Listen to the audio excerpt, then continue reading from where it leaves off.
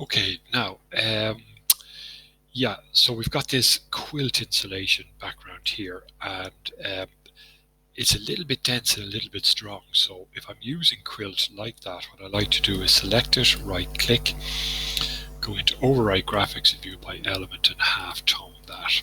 Now, doesn't that looks much better? You know that it's there, but it's just sitting in the background rather than taking over. However, if you were using rigid insulation, that is slightly, it has a different graphic indicator. And to do that, what we need to use is what's called a filled region. So there's two types of regions here, filled and masking. Masking more or less does what it says in the tin, in that it blocks out objects. Okay, it says one function, that's what it does. The filled regions are a little bit more versatile in the sense that we can create them and put in different drafting patterns to them. So I'm going to click filled region here. And if I go over to the properties here and hit the drop down box, you can see on the template there's already quite a number of filled regions already created. And again, you can pick any of these, duplicate them, and put in different patterns here. In this case, I'm picking the insulation background 2. Now notice that I'm in sketch mode here, so I need to draw out a sketch, and it needs to be a closed line like so. And when I've got that done, I can go and finish and escape, and there is my fill region. Now, that is not quite correct, and what I need to do is change a couple of the vertical lines here into horizontal lines to indicate rigid insulation. So I'm picking the region, I'm editing the type, and here is the fill pattern,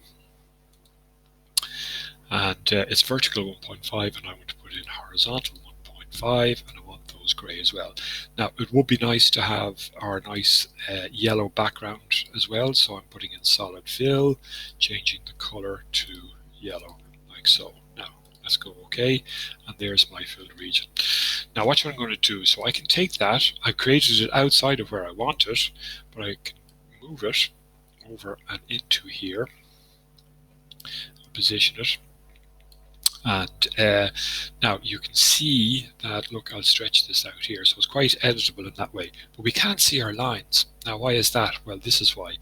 I have to go back into the edit type, and look, here's the masking, which means that it's going to overlay the color that is there. So I'm going to check that and go OK, and there is my nice rigid insulation coming up here. How do I fix that little bit there? Well, I can edit the boundary at any point, and I can draw some new lines in here.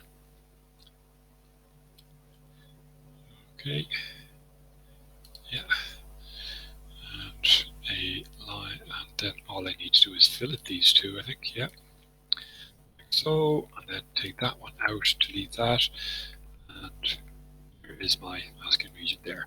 Now, you would do the same if you wanted to put in rigid insulation in between the joists coming along there as well, and it's the same pattern. Once you've got that region pattern created, you can pop these in at any point along the way.